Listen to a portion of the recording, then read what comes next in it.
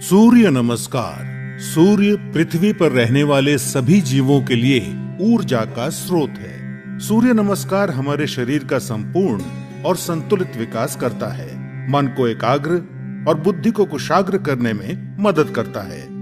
आध्यात्मिक उन्नति के लिए सूर्य नमस्कार को महत्वपूर्ण माना गया है। सूर्य नमस्कार 8 अलग अलग आसनों की मदद से 12 चरणों में क्रम से किया जाता है। सूर्योदय और सूर्यास्त के समय इसे करना ज्यादा फायदेमंद होता है। सबसे पहले आप अपने दोनों पैरों को आपस में जोड़ते हुए बिना कंधों को झुकाए सीधे खड़े हो जाएं। सुनिश्चित करें कि आपके हाथ शरीर के समीप हों और आपकी ठोड़ी जमीन से समानांतर हो। अपने शरीर को दोनों पैरों पर समान रूप से संतुलित करें। इस स्थिति को समस्थिति कहा जाता है। पहले चरण को करने के लिए सांस लेते हुए अपने दोनों हाथों को आपस में जोड़ें और अपनी छाती के समीप नमस्कार मुद्रा में ले आएं। इसे प्रणाम आसन कहा जाता है। अब सांस छोड़ें। दूसरे चरण में धीरे धीरे सांस अंदर लेते हुए अपने शरीर को कमर से ऊपर की ओर खींचें और अपने दोनों हाथों को अपने सर के ऊपर ले जाते हुए अपने सर और कमर को पीछे की ओर झुकाएं। अपनी टांगें सीधी रखें। इस आसन को हस्तोत्तनासन कहा जाता है। अब तीसरे चरण के लिए धीरे धीरे सांस छोड़ते हुए अपने शरीर को आगे की ओर तब तक झुकाएं जब तक आपकी दोनों हथेलियां आपके पैरों के दोनों तरफ जमीन को छू न लें। ध्यान रखें कि नीचे झुकते समय आपकी भुजाएं और सर एक ही साथ में हो। इस आसन को पादहस्तासन कहा जाता है। चौथे चरण को करने के लिए एक गहरी सांस अंदर लें और अपने दाएं पैर को पीछे की ओर ले जाएं और अपने घुटने को जमीन पर सटा कर रखें। सुनिश्चित करें कि आपका दायां पैर पंजों पर हो, आपका बायां पैर का घुटना 90 डिग्री पर हो, दोनों हथेलियां जमीन पर हों, आपके कूल्हे नीचे और ठोड़ी ऊपर की ओर हो। इस आसन को अश्व संचालन आसन कहते हैं।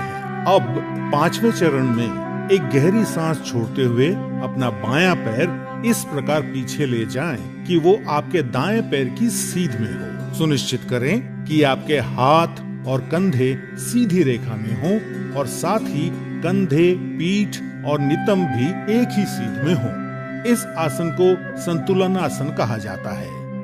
इस स्थिति में धीरे धीरे सांस लें। छठा चरण, सांस छोड़ें। अब अपने दोनों घुटनों को एक साथ जमीन पर रखें और अपनी छाती और माथे को भी जमीन पर रखें। सुनिश्चित करें कि आपके कूल्हे ऊपर की ओर और आपकी कोहनियां आपके शरीर के समीप हों। इस आसन को साष्टांग नमस्कार आसन कहा जाता है क्योंकि आपके शरीर के 8 अलग अलग अंग जैसे दोनों पांव के पंजे, दोनों घुटने, दोनों हथेलियां, छाती और माथा जमीन को छूते हैं। ध्यान रखें कि आपके शरीर का वजन 8 अंगों पर सामान्य रूप से वितरित हो। अब 7वें चरण के लिए सांस अंदर लेते हुए अपनी श्रोणी यानी पेल्विस को नीचे लाते हुए अपने सर और छाती को आगे की ओर सरकाएं और अपने शरीर के ऊपरी हिस्से को नाभि तक उठाएं। सुनिश्चित करें आपके पैरों के पंजे बाहर की ओर और टांगे सीधी हों। इस आसन को भुजंग आसन कहा जाता है। 8वां चरण, धीरे धीरे सांस छोड़ते हुए अपने पैरों के पंजों को अंदर की ओर मोड़ें और अपने कूल्हों को इतना ऊपर ले जाएं कि आपका शरीर एक पर्वत का आकार ले ले। सुनिश्चित करें आपकी दोनों टांगे सीधी, हथेलियां जमीन पर हों और आपका सर भुजाओं के बीच हो। प्रयास करें कि आपकी एड़ियां जमीन को छू सके। इस आसन को पर्वत आसन कहा जाता है। 9वें चरण के लिए अपने कूल्हों को नीचे लाएं और सांस लेते हुए दाहिने पैर को आगे लाएं और अपने बाएं पैर के घुटने को जमीन पर रखते हुए पुनः अश्व संचालन आसन में आ जाएं। 10वें चरण में अपना बायां पैर भी आगे लाएं और सांस छोड़ते हुए पुनः पादहस्तासन में आ जाएं। 11वां चरण, अब धीरे धीरे सांस अंदर लेते हुए अपने शरीर को सीधा करते हुए अपने दोनों हाथों को ऊपर की ओर ले जाएं और पुनः हस्तोत्तनासन में आ जाएं। सुनिश्चित करें कि ऊपर आते समय आपकी भुजाएं और सर साथ में ऊपर आए। 12वां चरण, धीरे धीरे सांस छोड़ते हुए पुनः प्रणाम आसन में सीधे खड़े हो जाएं। अब इस पूरे अनुक्रम को अपने बाएं पैर से दोहराएं।